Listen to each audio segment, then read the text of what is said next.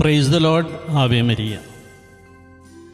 വിജയം നൽകുന്ന കർത്താവിൻ്റെ സൗഖ്യം നൽകുന്ന ചിറകിൻ കീഴിൽ അഭയം തേടി ഒരു വചനം ഓർക്കട്ടെ.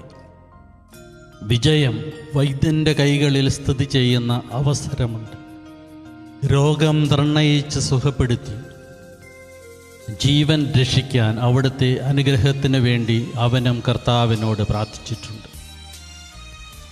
പ്രഭാഷകൻ്റെ പുസ്തകം 38-ാം അധ്യായം 13-14 വാക്യങ്ങൾ. Praise the lord. ആവേ മരിയ. ഈശോ മിശിഹായ്ക്കും സ്തുതിയായിരിക്കട്ടെ. നിങ്ങൾ മറുപടി നൽകിയ ഇപ്പോഴും എപ്പോഴും സ്തുതിയായിരിക്കട്ടെ എന്നത് ആത്മാവിൽ ശ്രവിക്കുന്നു.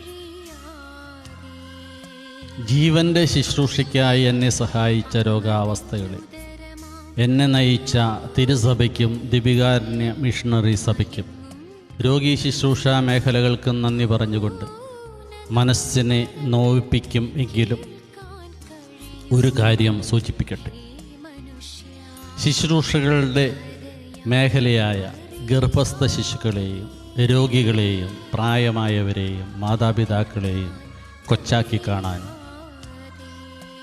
അശ്രദ്ധയുടെ മേഖലയിലേക്ക് തള്ളിവിടാനും എടുക്കുന്ന തീഷ്ണത പ്രാർത്ഥനയ്ക്കായി മാറ്റിവെക്കുക.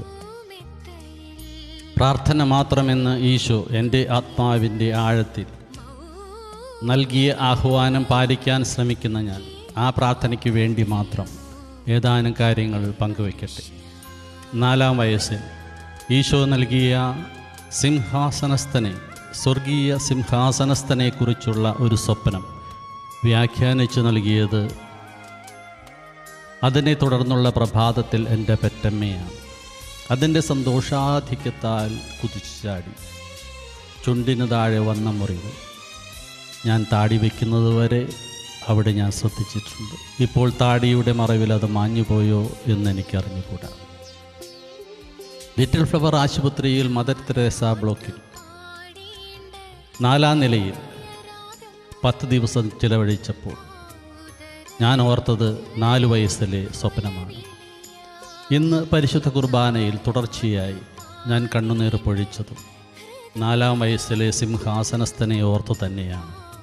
4 സുവിശേഷകരെയും വടക്കും തെക്കും കിഴക്കും പടിഞ്ഞാറും രൂപപ്പെടുത്തിയ സൃഷ്ടാവിനെ ഓർത്തുകൊണ്ടും 4 സുവിശേഷകരെ ഓർത്തുകൊണ്ടും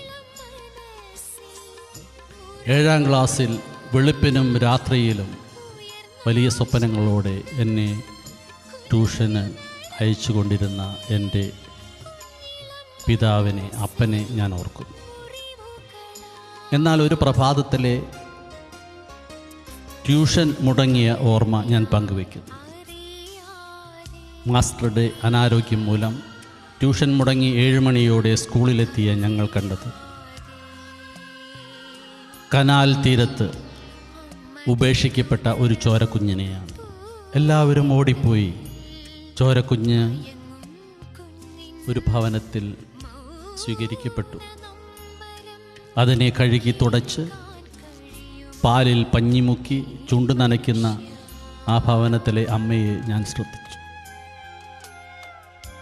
ആ കാഴ്ച സ്കൂളിൽ സെക്കൻഡ് ബെല്ല് അടിക്കുന്നത് വരെ നോക്കി നിന്ന് ഞാൻ സ്കൂളിൽ ഓടിയെത്തി. അസംബ്ലി സമയത്ത് ആദ്യത്തെ പീരീഡിനും 12 പേരുടെ ഒരു പ്രോലൈഫ് സംഘടനയ്ക്ക് ആവശ്യമായ നിയമാവലി പൂർത്തിയാക്കി. അന്ന് സ്ഥാപിച്ച സംഘടനയിൽ എല്ലാവരും ഒപ്പിട്ടത് 10-ാം ക്ലാസ്സിലെ ജനുവരിയിലാണ്. അതുവരെ കണ്ണിന് അസുഖമായി അങ്കമാലി ലിറ്റിൽ ഫ്ലവർ ആശുപത്രിയിൽ ഞാൻ കൂടെ പോകവേ ചോരക്കുഞ്ഞിനെ കണ്ട ആ കൂപ്പടി സ്കൂളിനരികെ വെച്ച് ട്രാൻസ്പോർട്ട് ബസ്സിൽ ഒരു കപ്പൂച്ചനച്ചൻ പറഞ്ഞു, ഒരു വീഴ്ചയുടെ അനുഭവത്തിൽ ഈ അസുഖത്തിൻ്റെ പരിസമാപ്തി ഉണ്ടാകും. 10-ാം ക്ലാസ്സിൽ എല്ലാവരും ഒപ്പിട്ട ദിവസം ഞാൻ പാലത്തിൽ നിന്ന് വീണു. ചേരാനല്ലൂർ നാനാഴി പാലത്തിൽ നിന്ന് വീണ് എന്നെ ചേരാനല്ലൂർ ആശുപത്രിയിൽ സ്റ്റിച്ചുകൾ ഇട്ടു. വലിയ രോഗാവസ്ഥയിൽ വെളുപ്പിന് 4 മണിയോടെ അങ്കമാലി ആശുപത്രിയിൽ ഞാൻ എത്തി.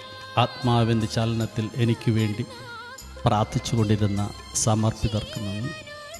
കരഞ്ഞ് അമ്മേ എന്ന് വിളിച്ചിരുന്ന എന്നോട്, മോനെ ഈശോ എന്ന് വിളിക്കൂ എന്ന് ഉപദേശിച്ച് സഹായിച്ച സമർപ്പിതർക്ക് നന്ദി. ലിറ്റിൽ ഫ്ലവർ ആശുപത്രിയിൽ 40 ദിവസത്തോളം കിടക്കുമ്പോൾ വേദനയുടെ നടുവിൽ മിഠായി തന്ന് ആശ്വസിപ്പിച്ച സമർപ്പിതർക്ക് നന്ദി.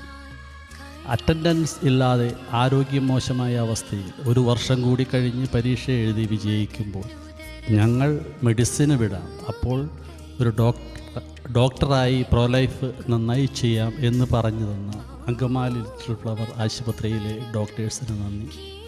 വൈദികനായി പ്രോലൈഫ് പ്രവർത്തനം നടത്തണം എന്ന ആഗ്രഹം പ്രകടിപ്പിച്ച് അപേക്ഷിച്ചപ്പോൾ മെഡിക്കൽ ലെറ്റർ തന്ന ഡോക്ടേഴ്സിന് നന്ദി. വിജയം നൽകിയ കർത്താവിന് നന്ദി.